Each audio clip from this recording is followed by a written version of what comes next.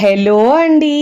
ఈరోజు మన కిచెన్‌లో కప్పు బియ్యం పిండితో సింపుల్ అండ్ పర్ఫెక్ట్‌గా చేసుకునే ఇన్‌స్టంట్ దోస రెసిపీని ఎలా చేయాలో చూపించబోతున్నానండి. అప్పటికప్పుడు చేసినా గానీ రుచి అయితే చాలా చాలా బావుంటదండి. బియ్యాన్ని మనం నానబెట్టకుండా, పప్పులు వేయకుండా అప్పటికప్పుడు ఇన్‌స్టంట్‌గా చేసుకున్నా గానీ రుచి అయితే చాలా బావుంటదని ఇంట్లో అందరికీ నచ్చుతది. అంత బావుంటాయి. చాలా సింపుల్‌గా టిఫిన్‌కి ఎలాంటి పిండి లేనప్పుడు ఇన్‌స్టంట్‌గా చేసుకోవచ్చు. ఆలస్యం చేయకుండా దానికి కాంబినేషన్‌గా చట్నీని ఎలా చేయాలో చూద్దాం రండి. ముందుగా ఇక్కడ నేను స్టవ్ మీద ఒక పాన్ పెట్టుకొని దాంట్లో ఒక కప్పు పల్లీలను వేసుకున్నానండి.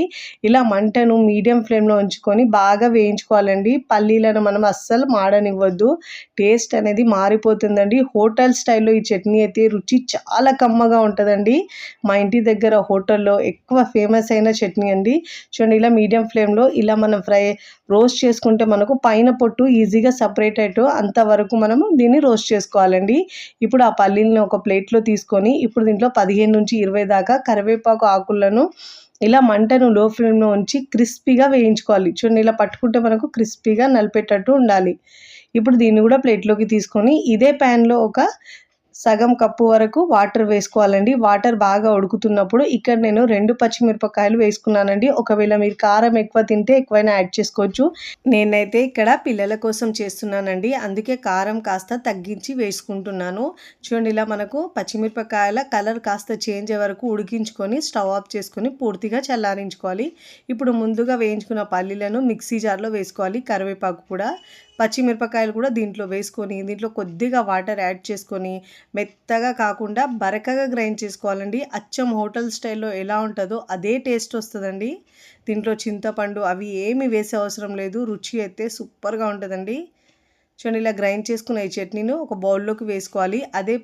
అదే మిక్సీ జార్‌లో పావు కప్పు వాటర్ వేసుకొని మిక్స్ చేసుకొని వేసుకోవాలి. ఈ చట్నీని మరీ పల్చగా చేయొద్దండి. కాస్త గట్టిగా ఉంటేనే టేస్ట్ రుచి బావుంటదండి. ఇప్పుడు దీంట్లో రుచికి సరిపోయినంత ఉప్పు వేసుకోవాలి. ఉప్పు, కారం మీ టేస్ట్‌ని బట్టి యాడ్ చేసుకోండి. ఇప్పుడు ఇలా బాగా మిక్స్ చేసుకోవాలి. ఫస్ట్ టైం నా ఛానల్ చూస్తున్న వాళ్ళు ప్లీజ్ నా ఛానల్‌ని సబ్స్క్రైబ్ చేసుకోండి, లైక్ చేయండి, పక్కనున్న బెల్ ఐకాన్‌ని ప్రెస్ చేయండి. ఇలా ప్రెస్ చేయడం వల్ల నేను పెట్టే వీడియో నోటిఫికేషన్ ముందుగా మీ హోమ్ పేజ్‌కి వస్తాయండి. రెగ్యులర్‌గా ఎలా చేసుకుంటామో పోపు అదే విధంగా వేసుకోవాలండి.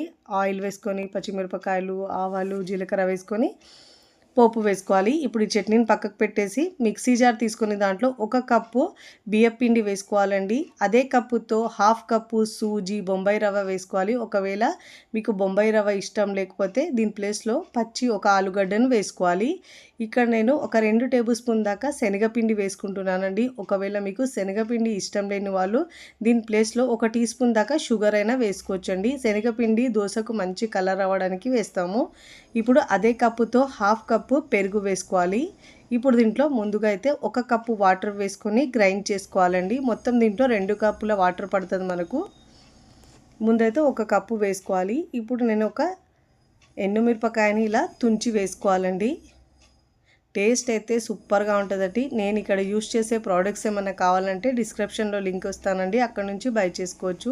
ఇప్పుడు దీంట్లో హాఫ్ టీ స్పూన్ దాకా జీలకర్ర వేసుకోవాలి. రుచికి సరిపోయినంత ఉప్పు వేసుకొని గ్రైండ్ చేసుకోవాలండి. చూడండి ఇప్పుడు మళ్ళీ పిండి కాస్త గట్టిగా అనిపిస్తుంది కాబట్టి ఒక కప్పు వాటర్ వేసుకోవాలి. మొత్తం 2 కప్పుల వాటర్ వేసుకొని మెత్తగా గ్రైండ్ చేసుకొని పిండిని మనం మిక్సింగ్ బౌల్లోకి వేసుకోవాలి. ఇప్పుడు ఇలా పిండి వేసుకున్న తర్వాత దీంట్లో మనం ఇన్స్టెంట్గా చేస్తున్నాం కాబట్టి పావు టీ స్పూన్ దాకా వంట సోడా వేసుకోవాలండి. వంట సోడా వేసుకోవడం వల్ల మనకు దోశలు అనేవి చాలా చక్కగా వస్తాయండి. పిండిని ఎలా ఫర్మెంట్ చేసుకుంటామో సేమ్ అదే విధంగా వస్తాయి. చూడండి ఇప్పుడు ఇలా బాగా మిక్స్ చేసుకున్న తర్వాత కన్సిస్టెన్సీ ఇలా ఉండాలండి. ఇప్పుడు దోశలు వేసుకోవడానికి పిండి రెడీ అయిందండి. చూడండి ఈ కన్సిస్టెన్సీలో ఉండాలి. ఇప్పుడు స్టవ్ మీద పెనం పెట్టుకొని పెనం బాగా వేడైన తర్వాత మంటను లో ఫ్లేమ్లో ఉంచి ఇలా వాటర్ చిలకరించి టిష్యూ పేపర్ లేదంటే క్లాత్తో తుడుచుకున్న తర్వాత దోశ వేసేటప్పుడు మంటను లో ఫ్లేమ్లో ఉంచి 2 గరిటెల పిండి వేసుకొని వీలైనంత వరకు పల్చగా స్ప్రెడ్ చేసుకోవాలి. ఇలా అన్ని వైపులో తిప్పుతూ మంచి గోల్డెన్ కలర్ వచ్చే వరకు కాల్చుకోవాలండి. పైన నేనైతే ఇక్కడ కారాన్ని వేసుకుంటున్నానండి. మీకు నచ్చిన కారాన్ని అయినా వేసుకోవచ్చు. ఇలా పైనుంచి కాస్త ఆయిల్ అప్లై చేసుకోవాలండి. ఇలా వేసుకున్న తర్వాత అన్ని వైపుల్లో మంచి గోల్డెన్ కలర్ వచ్చే వరకు కాల్చుకోవాలి. ఇలా మంచి గోల్డెన్ కలర్ వచ్చిన తర్వాత ఫోల్డ్ చేసుకొని ప్లేట్లోకి తీసుకోవాలండి. రుచి చూస్తే 1-2తో అయితే అస్సలాగరండి, అంత బాగుంటాయి. చాలా సింపుల్గా ఈజీగా ఇన్స్టెంట్గా చేసాం కానీ రుచి అయితే భలే ఉంటుందండి. టిఫిన్కి ఎలాంటి పిండి లేనప్పుడు అప్పటికప్పుడు ఇన్స్టెంట్గా మార్నింగ్ పూట హడావిడి ఉంటుంది కదండి, ఇలా ఈజీగా చేసుకోవచ్చండి. బ్రేక్ఫాస్ట్ అయితే చాలా బాగుంటుంది. ఇక్కడ నేను దోశలు వేసుకున్న తర్వాత సర్వింగ్ ప్లేట్లోకి సర్వ్ చేసుకుంటున్నానండి. చాలా ఈజీగా సింపుల్గా చేసుకునే ఈ దోశ మీకు నచ్చితే తప్పకుండా ట్రై చేయండి. ట్రై చేసి ఎలా కుదిరిందో కామెంట్ ద్వారా తెలియచేయండి. ఈరోజు నేను బ్రేక్ఫాస్ట్లో చేసిన ఈ రెసిపీ అభిప్రాయం మీరు కామెంట్ ద్వారా తెలియచేయండి. తుంచితేనే తెలుస్తుంది ఎంత క్రిస్పీగా వచ్చినాయో. చాలా సింపుల్గా చేసుకోవచ్చండి. మార్నింగ్ బ్రేక్ఫాస్ట్లో లేదంటే నైట్ డిన్నర్లో కూడా చాలా బాగుంటాయి. కాంబినేషన్ అయితే అద్దరిపోద్దండి. వీడియోని లైక్ చేయండి, లైక్ చేసి హై బటన్ని నొక్కండి, ఫ్రెండ్స్ ఫ్యామిలీకి షేర్ చేయండి. మరికొన్ని టేస్టీ సింపుల్ క్విక్ రెసిపీస్ కోసం నా ఛానల్ని సబ్స్క్రైబ్ చేసుకోండి. Thanks for watching. Bye bye.